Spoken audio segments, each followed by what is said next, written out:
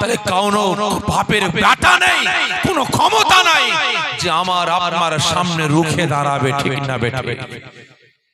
কারণ একটা কথা আছে না, ঘর মে আগ লাগ গই ঘর কি চিরাগ সে, ঘর মে আগ লাগ গই ঘর কি চিরাগ সে।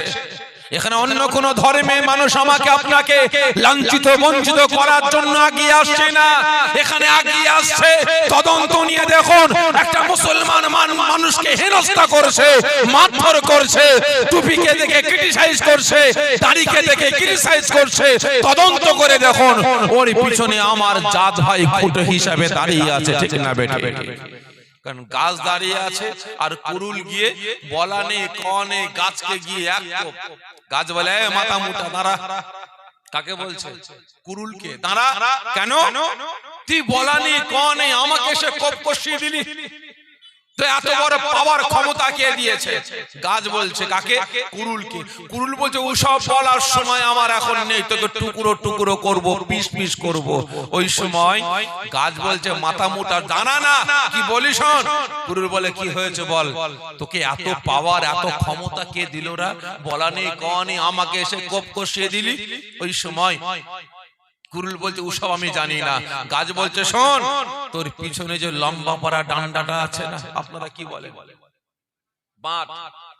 যে লম্বা পাড়া বাঁটটা আছে ওটা আমার জাত ভাই, তোকে পাওয়ার ক্ষমতা দিয়েছে, যারই কারণে বলা নেই কনে ছুটে এসে আমাকে কোপ কষিয়ে দিলি, ঠিক না বেটা? তদন্ত করে দেখুন আমার জাত ভাই ওদের পিছনে সুসুরি দিয়ে বেড়াচ্ছে নিজেদের ব্যক্তিগত স্বার্থের জন্য।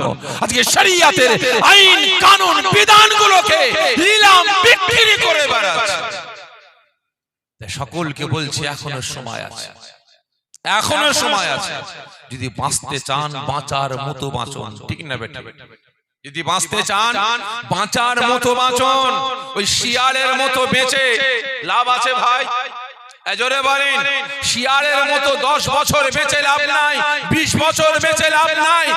একদিন বাঁচবো, 12 ঘন্টা বাঁচবো, 1 ঘন্টা বাঁচবো সিংহের মতো গর্জন দিয়ে, ঠিক না বেটা? আমাকে ডেকে থেট দিয়ে বলে কোথায় গিয়েছিলে? আমি বললাম জুম্মার নামাজ পড়তে গিয়েছিলাম।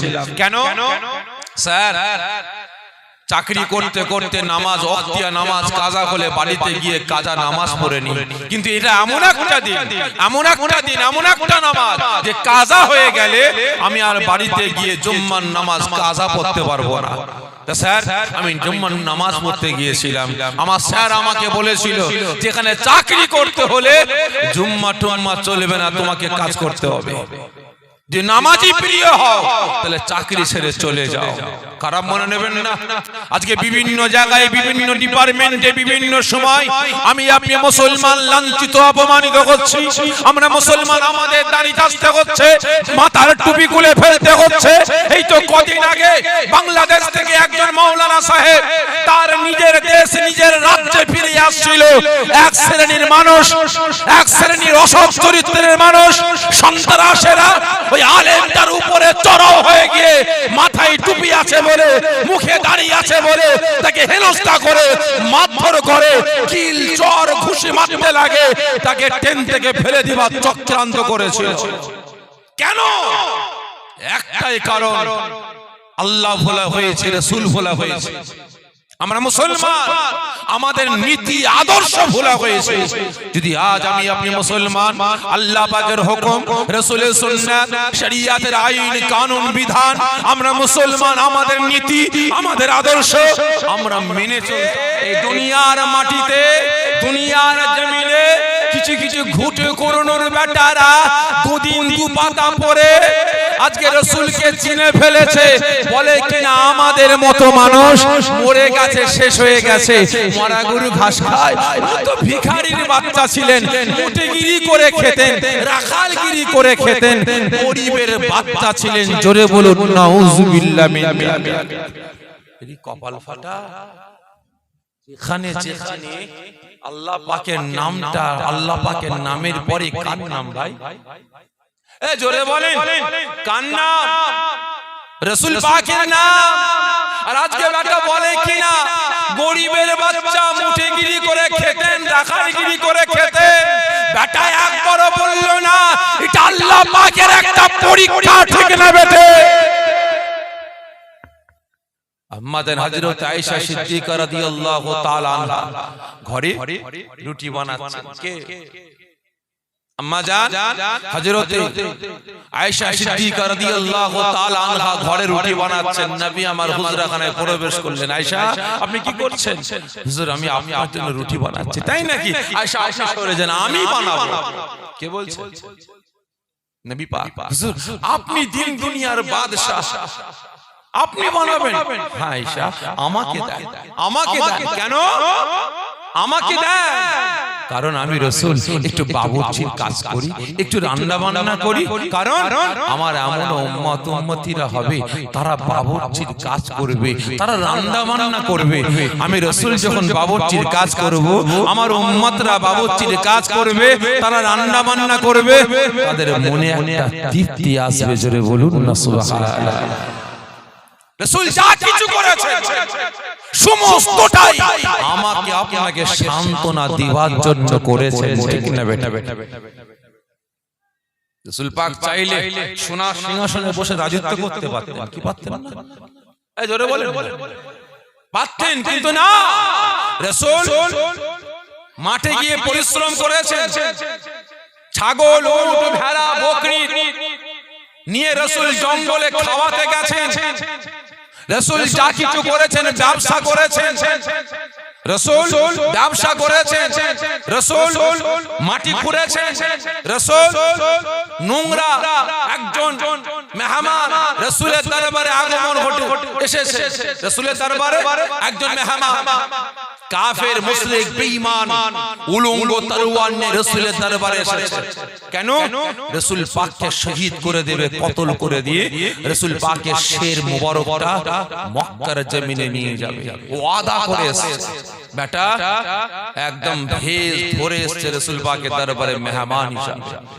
নবী পাকের দরবারে আছে, বাবা আমার দরবারে রাতে খাওয়া দাওয়া করবে, রাতে থাকবে। জি হুজুর, ঠিক আছে হুজুর।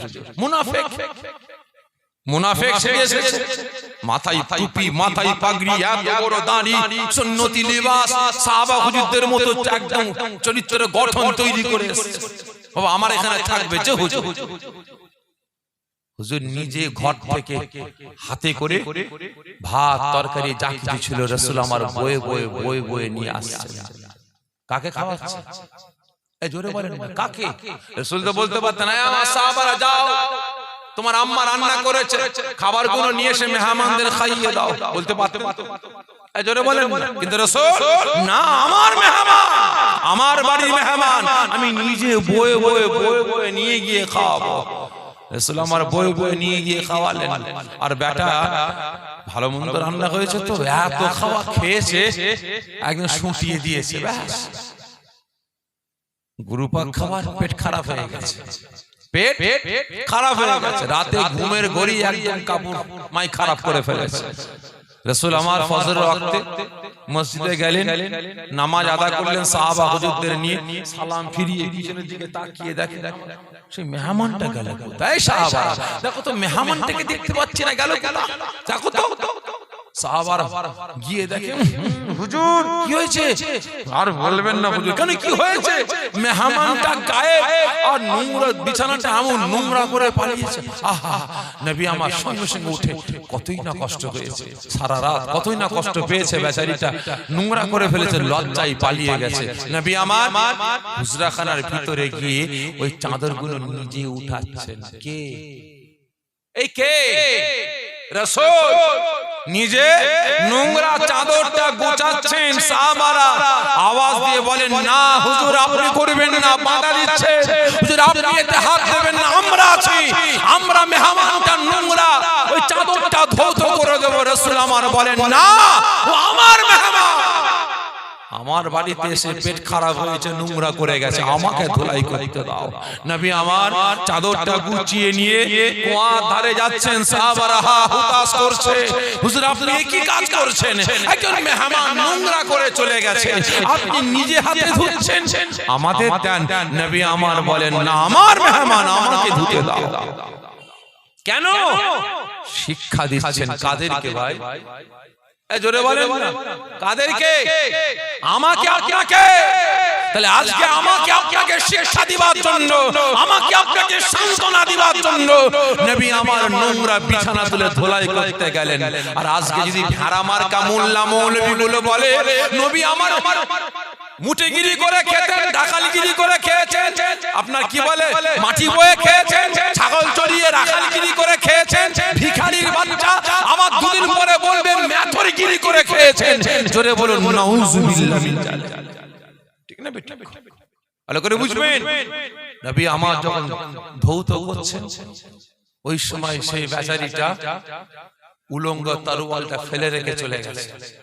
আবার ব্যাকে এসে উলঙ্গ তরোয়ালটা নিবার জন্য দেখে একটা কুয়ার ধারে ভিড়, কুয়ার ধারে ভিড়, সাহাবারা হা হুতাশ করছে। আর নবী আমার তাদের বিছানে ওই নোংরা চাদরটা ধুলাই করছে। এ বেচারিটা সরিয়ে সরিয়ে আগে আগে হাতটা গলিয়ে দেখে, সে কি, আমি বিছানায় নোংরা করে চলে গেছি, আজকে দিন দুনিয়ার বাদশা নিজে হাতে ধুলাই করছেন। সাহাবারা হা হুতাশ করে বলছে, হুজুর আপনি আমাকে দেন। নবী আমার ফরমাচ্ছেন, না আমার মেহমান আমাকে নোংরা করে চলে গেছে, আমাকে ধুলাই করতে দাও। সঙ্গে সঙ্গে ওই বেঈমান কাফেরটা রাসূলের আদর্শ দেখে, রাসূলের নীতিটা দেখে, রাসূলের ভালোবাসাটা দেখে রাসূল পাকের হাতটা জড়িয়ে ধরে কলেমা পড়ে মুসলমান হয়ে গেল। জোরে বলবেন না? আর আজ এই কদিন আগে সিপিএম এর একজন নেতা ভেড়া, মূর্খ, অজ্ঞ, জাহেল, ইসলাম সম্পর্কে জানে না, শরিয়ত সম্পর্কে জানে না, আল্লাহ আল্লাহ রাসূল সম্পর্কে জানে না, ওই ভেড়া মার্কা নেতা আজকে তন্ময় রাসূলের সানে গুস্তাখি করে বলে হযরত মুহাম্মদ সাল্লাল্লাহু আলাইহি ওয়াসাল্লাম ছিলেন একজন যোদ্ধা, এক হাতে তরবারি আর এক হাতে হাদিসের বাণী নিয়ে তিনি মানুষকে জয় করতে গিয়েছিলেন। জোরে বলুন নাউজুবিল্লাহ। বেটা কি বুঝাতে চাইছে? কি বুঝাতে চাইছে বলে? কথা বলেন। এই সিপিএম এর প্রাক্তন নেতা তন্ময়, আপনারা শুনেননি কদিন আগে কি বলেছে? শুনেছেন কি না? কি বুঝাতে চাইছে এই কথা বলেন। কি বলতে চাইছে? একটা কথাই বলতে চাইছে যে নবী আমার তরবারির জোরে ইসলাম প্রচার করেছে, ঠিক না বেঠে? আজকে আমার পূর্বপুরুষেরা পুরা তরবারির ভয়ে ইসলাম ধর্ম কবুল করেনি। ইসলাম তরবারির ভয়ে, বোমের ভয়ে, পিস্তলের ভয়ে, কামানের ভয়ে কেউ গ্রহণ করেনি। একমাত্র ইসলাম গ্রহণ করেছে, রাসূলের আদর্শ, নীতি, ভালোবাসা দেখে, ঠিক না বেটা? নবী আমার সাহাবাদের নিয়ে মসজিদে বসে আছে, আর একজন বেঈমান মুশরিক মসজিদের বারান্দায় দাঁড়িয়ে দাঁড়িয়ে পিচ্ছাপ করছে। সাহাবারা রেগে লাল, হুজুর মসজিদে দাঁড়িয়ে দাঁড়িয়ে পিচ্ছাপ করছে এখানে। নবী আমার বলে, জবানটা বন্ধ করো, আওয়াজ বেরোতে দিও না, চুপ করো, কারণ ওর পিচ্ছাপটা আটকে যাবে। তোমাদের আওয়াজটা শুনলে ওর পিচ্ছাপ আটকে যাবে, শরীরে রোগ জন্ম নেবে। দাঁড়াও, পিচ্ছাপ হয়ে গেছে, যাও বালতি করে পানি নিয়ে এসে ধুলাই করে দাও। বাবা এটা আমাদের মসজিদ, এখানে আমরা নামাজ পড়ি, বাবা এখানে আমরা নামাজ পড়ি, এখানে আমরা ইবাদত বান্দেগি করি, আল্লাহ পাকের উপাসনা করি, বাবা এখানে পিচ্ছাপ করতে নাই। কি বললেন? এটা আপনাদের ইবাদতের জায়গা, এটা মসজিদ। হ্যাঁ বাবা। সঙ্গে সঙ্গে সেই বেঈমানটা বলে, মুহাম্মদ তোমাদের ইবাদতের জায়গায় পিচ্ছাপ করলাম, তুমি আমাকে চর মারলে না, কিল মারলে না, চোখ রাগালে না, যখন এই পিচ্ছাপ করতে দাঁড়িয়েছি আমাকে হাঁকার দিলে না, কারণ আমাকে হাঁকার দিলে পিচ্ছাপ আটকে যেত, শরীরে রোগ বিমার জন্ম নিত। আজকে তুমি আমাকে পিচ্ছাপ করার পরে আমাকে মারধর না করে, হুঙ্কার না দিয়ে আমাকে বুঝালে যেটা মসজিদ, এখানে পিচ্ছাপ করতে নাই। তোমার মনে এত দয়া, এত মায়া, এত ভালোবাসা। সঙ্গে সঙ্গে সেই বেঈমানটা রাসূল পাকের হাতে হাতটা রেখে কলেমা পড়ে মুসলমান হয়ে গেছে। নবী আমার রাস্তায় চলবে একজন বুড়ি, একজন বুড়ি মা প্রত্যেকদিন কাঁটা বিচতেন, প্রত্যেকদিন কাঁটা বিচতেন, রাসূল পাককে কষ্ট দেবেন বলে প্রত্যেকদিন কাঁটা বিচতেন। একদিন নবী আমার হেঁটে হেঁটে যাচ্ছে, কাঁটা গেল, কাঁটা নেই কেন?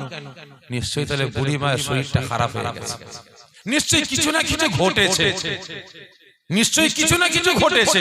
বুড়ি মা আজকে আসতে পারেনি, কাঁটা বিছতে পারেনি। আমি মুহাম্মদ চাই। নবী আমার বুড়ি মায়ের বাড়িতে গিয়ে হাজির। বুড়ি মা কে বাপ? আমি মুহাম্মদ। আপনি প্রত্যেকটা দিন আমার পথে কাঁটা বিছাতেন, আজকে কাঁটা নাই বলে ভাবলাম আপনার শরীরটা হয়তো অসুস্থ। আমি আব্দুল্লাহর বেটা মুহাম্মদ দেখতে আসলাম। সঙ্গে সঙ্গে বুড়ি মা আওয়াজ দিয়ে বলে, বাবা মুহাম্মদ ভিতরে এসো। নবী আমার হুজরাখানার ভিতরে গেলেন। বাবা মুহাম্মদ, আজকে আমার শরীরটা অসুস্থ, আমার পেটে ধরা সন্তান আমাকে দেখে না, আমার বৌমা আমাকে দেখে না। আজকে তোমার মনে এত মায়া, এত দয়া, এত ভালোবাসা, তোমার পথে এতদিন কাঁটা দিয়েছি, কষ্ট দিয়েছি, আজকে কাঁটা বিছতে পারিনি বলে মুহাম্মদ তুমি আমাকে দেখতে এসেছো। তুমি সত্যকারের আখিরি জামানার নবী, সত্যকারের রাহমাতাল লিল আলামিন। মুহাম্মদ তোমার হাতটা বাড়াও। সঙ্গে সঙ্গে বুড়ি মা রাসূলের হাতটা ধরে কলেমা পড়ে মুসলমান হয়ে গেছে। এটা ইসলামের আদর্শ, এটা ইসলামের নীতি, এটাই রাসূল শিক্ষা দিয়েছে। দেখান আরো তো ধর্ম আছে। যে বেটা বলছে হযরত মুহাম্মদ ছিলেন যোদ্ধা, এক হাতে তরবারি, অপর হাতে হাদিসের বাণী নিয়ে মানুষকে জয় করার জন্য বেরিয়েছে, তরবারির ভয় দেখিয়ে মানুষকে ইসলাম ধর্মে গ্রহণ করিয়েছে। দেখাও তোমার ধর্মে কোন জায়গায় এত আদর্শ, এত নীতি আছে, দেখাও না বেটি। কিন্তু ভাই এই বেচারি দোষ দিলেও হবে না, এই দোষ দিলেও হবে না। কারণ ভাই ঘর মে আগ লাগ গই, ঘর কি চিরাগ শেষ, ঠিক না বেটি? ঘর কি চিরাগ শেষ, বুঝলেন না? আমাদের ঘর তো ভালো না, আমাদের বাড়ি তো ভালো না। আজকে যে সমস্ত মুনাফিক মার্কা মোল্লা মৌলবী গুলো বলছে রাসূল ভিখারির বাচ্চা, মুঠিগিরি করে খেতেন, রাখালগিরি করে খেতেন, মরা গরু মরে গেছে, মরা গরু ঘাস খায়, রাসূল হায়াতুন নবী হয়, কবরে পেচ্ছাপ পায়খানা করে কোথায়? তাহলে আপনারা বলেন এই কথাটা যদি কোনো আমার হিন্দু ভাইয়েরা কলকাতা টিভিতে ডিবেট করতে করতে যদি একদিন ইমাম সাহেবকে পাশে বসিয়ে বলে, ইমাম সাহেব তুমি গলাবাজি করছো, রাসূল পাকের সামনে বলছো তিনি দিন দুনিয়ার বাদশা, তিনি তো মুঠিগিরি করে খেতেন, রাখালগিরি করে খেতেন, নাউজুবিল্লাহ মিন জালিক, মরা গরু মরে গেছে, মরা গরু ঘাস খায়, হায়াতুন নবী হয়, তাহলে কবরে